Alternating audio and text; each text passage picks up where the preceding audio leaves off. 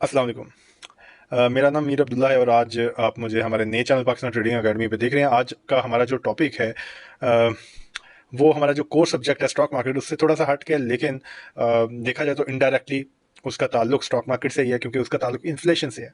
ठीक है। और आज जिस चीज़ पे हम डिस्कशन करेंगे कि ये जो मुल्क के अंदर एक बहरान पैदा हुआ है बिजली के बिलों का, इतनी तेज़ी के साथ बिल क्यों बढ़ रहे हैं बिजली के, इसकी वजह क्या है और इसका सोल्यूशन क्या है, क्या इसके लिए किया जा सकता है कि बिजली के बिलों में कुछ हद तक कमी हो। और इसका मैं हल आपको कोई ये नहीं बताने वाला कि भाई सोलर पैनल्स लगवा लो, क्योंकि जाहिर सी बात है, जो बंदा 15-20 हज़ार 25 हज़ार का बिल अफोर्ड नहीं कर सकता, वो डेफिनेटली सोलर पैनल्स नहीं लगवा सकता। सोलर पैनल्स आम आवाम के लिए एक हल नहीं है। ठीक है। तो वो हल भी बताऊंगा कि जिससे 30% तक आप अपने बिजली के बिलों में, 30 से 35% तक बिजली के बिलों में कमी कर सकते हैं। अच्छा, पहले हम जायज़ा ले लेते हैं इसका थोड़ा हिस्टोरिक, जो यूनिट था पहले और अभी क्या चल रहा है।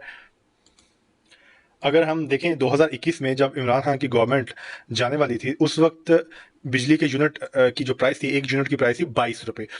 वहां से फिर क्योंकि जब पीटीए की गवर्नमेंट को लगा कि हमें यहाँ से निकाला जा सकता है असेंबली से नो कॉन्फिडेंस मूव के जरिए, तो उन्होंने 5 रुपये यूनिट कम कर दिया, 17 रुपये यूनिट कर दिया था। तो लास्ट जो यूनिट था 2021 में, वो 17 रुपये था। ठीक है। अगर हम 22 रुपये भी ले लें तो उसके बाद अगर हम अभी का जो प्राइस है, ऑफिशियल प्राइस है इलेक्ट्रिसिटी की हमारे पर यूनिट की, वो 47 रुपीज़ है। और इसमें 4.5 रुपये मजीद गवर्नमेंट इजाफा करने जा रही है, उसकी खबर आ चुकी है, बस नोटिफिकेशन उसका लगना है। अब देखते हैं क्या होता है। 4.5 रुपये बैरल, तो उसके साथ ये यूनिट तकरीबन 51 रुपये, 51.5 रुपये पे चला जाएगा। ठीक है। 150% तक अभी तक इजाफा हो चुका है, तकरीबन 1.5 साल के अंदर अंदर ये 150% इजाफा किया जा चुका है बिजली के बिलों में।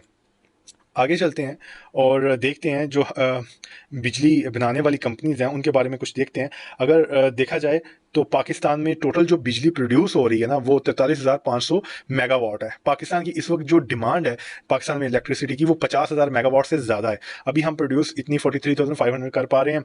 और अगर देखा जाए जो आईपीपीज हैं, इंडिपेंडेंट पावर प्रोड्यूसर्स, जो प्राइवेट कंपनीज हैं पावर प्रोड्यूस करने वाली, पावर जनरेट करने वाली, वो तकरीबन 42 के करीब कंपनीज हैं। और वो 13,672 मेगावाट पैदा करती हैं, और जिसके ज़रिए हमें बिजली मिलती है। सबसे बड़ी अगर कंपनी देखा जाए इसके अंदर, पावर जनरेशन के अंदर, तो वो वोप्टा है। और वोप्टा तकरीबन 8,400 मेगावाट को प्रोड्यूस करता है। उसके बाद हबको है, हबको तकरीबन 3,500 मेगावाट प्रोड्यूस करता है। के इलेक्ट्रिक 2,000 वाट से ज़्यादा प्रोड्यूस करता है।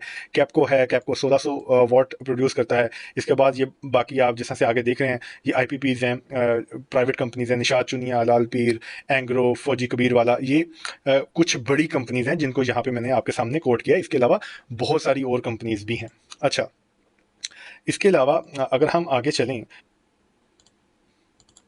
तो ये हमारे सामने एक इम्पॉर्टेंट चीज़ है कि जितने भी ये पावर प्लांट्स आपको दिखाए हैं पाकिस्तान के अंदर, जो पावर जनरेशन करते हैं, तो वो किस सोर्स के जरिए बिजली को बनाते हैं। 32% जो पाकिस्तान में बिजली बनाई जा रही है, वो नेचुरल गैस के जरिए बनाई जा रही है। इसके अलावा 27% जो बिजली है वो हाइड्रो इलेक्ट्रिक है, यानी पानी के जरिए बनाई जा रही है। और 14% बिजली जो है वो बनाई जा रही है फर्नस ऑयल के जरिए। ठीक है। कोल के जरिए तकरीबन 13% बिजली बनाई जा रही है। न्यूक्लियर 8.8 है। हवा के जरिए जो बनाई जा रही है वो तकरीबन 5.5% है। सोलर के जरिए 1.5% बिजली बनाई जा रही है। लेकिन अब यहाँ पे इंटरेस्टिंग जो चीज़ है, जिसकी वजह से ये इतने बड़े बड़े बिल हमें देखने को नजर आ रहे हैं, यहाँ पे अगर हम फर्स्ट पे देखें, नेचुरल गैस, फर्नस ऑयल, कोल। ठीक है। तो ये अगर हम तीन जो सोर्सेज हैं, अगर इनको हम प्लस करें, तो ये परसेंटेज तकरीबन बन जाएगी 55 से 60%। मतलब 55 से 60% जो बिजली बन रही है पाकिस्तान में, वो नेचुरल गैस, फर्नेस ऑयल और कोल के जरिए बन रही है। अब ये जो नेचुरल गैस है, फर्नेस ऑयल है, कोल है, ये सारे इंपोर्ट होने वाली चीजें हैं, यानी बाहर से चीजें मंगवाई जाती हैं, ये पाकिस्तान के अंदर प्रोड्यूस नहीं होती। तो जब इनकी कीमतें फ्लक्चुएट करेंगी, जब इनकी कीमतें कम और ज़्यादा होंगी इंटरनेशनल मार्केट में, तो उसका असर डायरेक्टली हम पे पड़ेगा। या फिर हम जिस चीज़ को यूज़ करके ये चीज़ें मंगवाते हैं, यानी डॉलर्स, डॉलर की वैल्यू में जब इजाफा होगा और हमारी लोकल करेंसी गिरेगी, तो भी हमें इसका नुकसान होगा। उसको आगे जाके हम समझते हैं। तो अगर पहले हम इलेक्ट्रिसिटी कंजम्पशन को देखा जाए, तो सबसे ज़्यादा जो बिजली यूज़ होती है वो घरों में इस्तेमाल होती है। उसके बाद इसका कमर्शियल यूज़ 7% है, इंडस्ट्रियल यूज़ 28% है, एग्रीकल्चर में 9% यूज़ हो रही है, और अदर्स में 8% ये बिजली यूज़ हो रही है। इसके अलावा अगर हम इसको देखें कि इतने ज़्यादा हमें जो बिजली के बिल आ रहे हैं, इसकी सबसे बड़ी वजह क्या है? जिस तरह से मैंने आपको बताया कि जो फर्नेस ऑयल, नेचुरल गैस और कोल के ज़रिए जो बिजली हम पैदा कर रहे हैं, वो तकरीबन 55 से 60% बिजली है जो हम पाकिस्तान में बना रहे हैं, और दुनिया की सबसे महंगी तरीन बिजली पाकिस्तान में प्रोड्यूस हो रही है। ठीक है, अब इसको समझने के लिए ये एक चीज़ आपके सामने है, जो एक डेटा है 2021 में जो क्रूड ऑयल था पर बैरल, उसकी जो कीमत थी इंटरनेशनल मार्केट में वो $100 थी। उस वक्त जो हमारा पीकेआर था $1 के अगेंस्ट वो ₹180 पे था। ठीक है, अब इसी तरह से हम $100 को अगर मल्टीप्लाई करेंगे 180 से, तो ये हमारे पास कीमत आ जाएगी एक बैरल क्रूड ऑयल की, वो 18,000 पे आ जाएगी। ठीक है, अब हमने ये देखना है कि हमारे पास यहाँ पे उस वक्त क्रूड की प्राइस थी $100। ठीक है, अब 2023 आ चुका है, यानी 2 साल बाद अभी इंटरनेशनल मार्केट में क्रूड ऑयल की जो प्राइस है वो है $80, सॉरी $80 है। मतलब अगर देखा जाए पहले से 2 साल पहले जो 2021 में थी, वो उस प्राइस से 20% कम है प्राइस। लेकिन अब हमारा यहाँ पे जो पीके आ रहा है, जो रुपी है, वो है ₹315 के ऊपर, जो कि 2021 में 180 पे था। ठीक है, तकरीबन अगर देखा जाए तो उसके अंदर 150% का इजाफा हुआ। तो यहां पे अगर हम देखें, हम $80 को मल्टीप्लाई करें 315 से, तो ये आएगा 25,200, तकरीबन 40% इंक्रीज हुआ है। ठीक है, आप देखें जब बाहर से हम डॉलर में चीज मंगवाएंगे, हालांकि इंटरनेशनल मार्केट में ऑयल की कीमत कंपैरेटिवली 2021 के मुकाबले में कम है, लेकिन हमें यहाँ पे ज्यादा पे करना पड़ रहा है बनिस्बत 2021 के, जब हमें 18,000 पे करना, क्योंकि हम कमा पीकेआर में रहे हैं और खर्च डॉलर में कर रहे हैं। तो जब हम डॉलर में खर्च करेंगे और जब यहाँ पे हमें पीकेआर में वो चीज़ महंगी पड़ेगी, तो हम उसको प्रोड्यूस उसी तरह से महंगे रेट पे, हाई रेट्स पे होगा, और उसी तरह से वो आगे कस्टमर को भी वो चीज़ उतना ही महंगी पड़ेगी। तो सबसे बड़ी वजह हमारे यहाँ पे जो ये बिजली के बिल बढ़ने की वजह है, वो डॉलर जितना ज़्यादा ऊपर चलता चला जाएगा, उतने ही ज़्यादा ये आप मुल्क के अंदर महंगाई का तूफान देखेंगे। ठीक है, और डॉलर क्यों बढ़ रहा है, इसके लिए एक अलग से हम डिस्कशन करेंगे कि इतनी तेज़ी से जो डॉलर बढ़ रहा है, लेकिन सबसे बड़ी वजह जो इस वक्त है मुल्क के अंदर ये बिजली के बिल बढ़ने की, वो ये डॉलर और फिर जो इंपोर्ट आप बाहर से कर रहे हैं। 2022 में तकरीबन हमने $16 बिलियन का ऑयल इंपोर्ट किया है, और हालांकि ये जितनी प्राइसेस तेजी के साथ बढ़ी हैं पेट्रोल की, तो उसकी वजह से, इतनी ज्यादा तेजी से प्राइसेस बढ़ने की वजह से अभी मुल्क के अंदर तकरीबन 22 से 23% अभी तक, 2023 की बात कर रहा हूँ, जून 2023 की, 23 से 24% तक हमारी जो ऑयल की कंजम्पशन है, जो पेट्रोल की कंजम्पशन है, वो कम हो चुकी है। लोग अफोर्ड ही नहीं कर पा रहे। ठीक है, अब इसके बाद एक और इंटरेस्टिंग चीज आपको बताता हूँ कि कितनी तेजी से बिल बढ़े हैं और लोगों की अफोर्डेबिलिटी कितनी बुरी तरह हिट हुई है। ये आपके सामने मैंने एक कंपनी का नाम सर्च किया है, जिसका नाम है आइस्को, इस्लामाबाद इलेक्ट्रिक सप्लाई। अच्छा, अब जिस तरह से मुख्तलिफ कंपनीज है ना, हर बड़े शहर के लिए एक मुख्तलिफ कंपनी होती है जो बिजली सप्लाई करती है। जैसा लाहौर के लिए लेस्को है, गुजरांवाला के लिए गेपको है, कराची के लिए के इलेक्ट्रिक है। इसी तरह से इस्लामाबाद के लिए इस्लामाबाद इलेक्ट्रिक सप्लाई है। हर कंपनी का एक रिकवरी रेट होता है। फॉर एग्जाम्पल, अगर एक कंपनी 100 लोगों को बिजली दे रही है, तो 100 के 100 लोग ही बिल नहीं देते। कुछ कंपनीज का रिकवरी रेट होता है 60%, कुछ का 70%, 75%, कि भाई इतने फीसद लोग बिल दे रहे हैं और इतने फीसद लोग बिल नहीं दे रहे।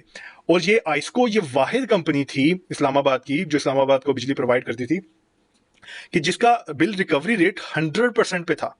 ठीक है, सब के सब बिल लोग देते थे।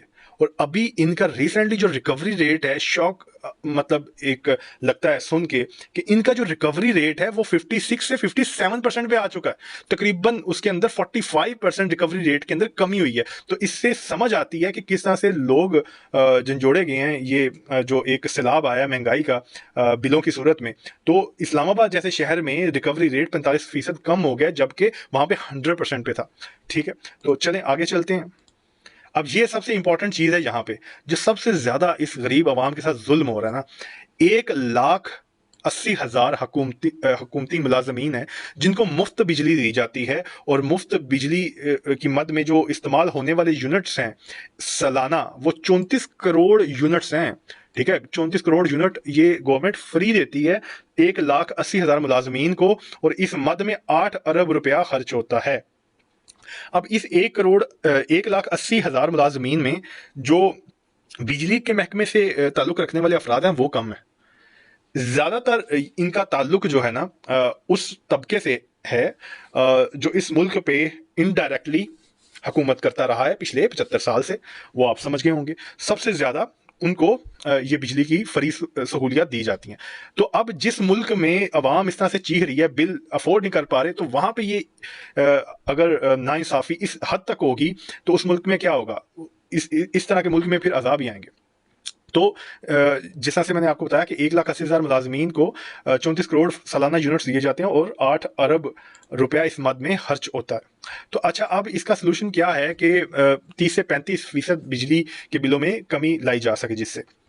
तो अच्छा, अब जो आम बंदा है ना, उसको इतने ज़्यादा जो बिल आ रहे हैं वो तो ठीक है, बिजली के बिल बड़े, यूनिट बड़ा, वो सारी चीज़ें अपनी जगह पे ठीक है।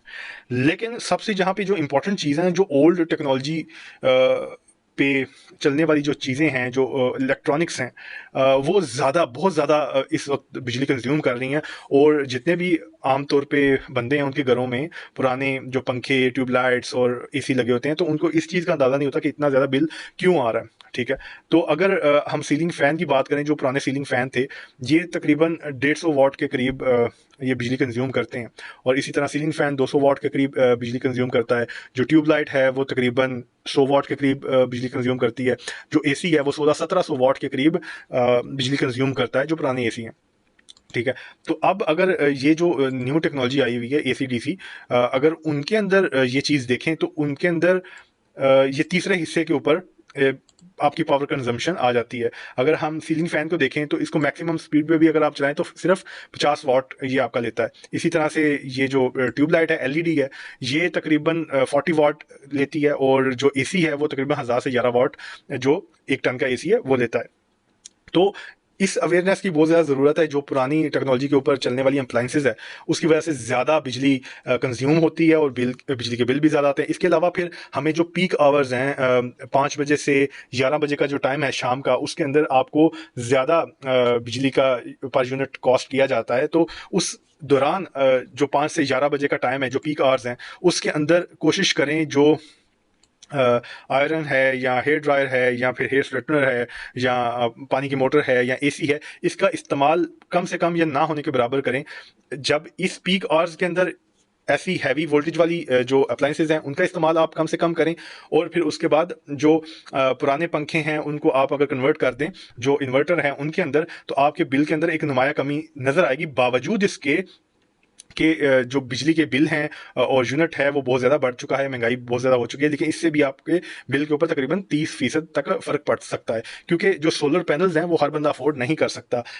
20-25 हज़ार बिल जो अफोर्ड नहीं कर सकता, वो जाहिर सी बात है सोलर पैनल्स भी अफोर्ड नहीं कर सकता। तो ये एक छोटी सी वीडियो थी जिसके अंदर थोड़ी सी अवेयरनेस के लिए मैंने बनाई थी कि क्यों बिजली के बिल इतनी तेज़ी के साथ बढ़ रहे हैं और किस तरह से आप इनके अंदर थोड़ी सी कमी ला सकते हैं। अपनी फीडबैक से ज़रूर आगाह करिएगा। बहुत शुक्रिया। अल्लाह हाफ़िज़।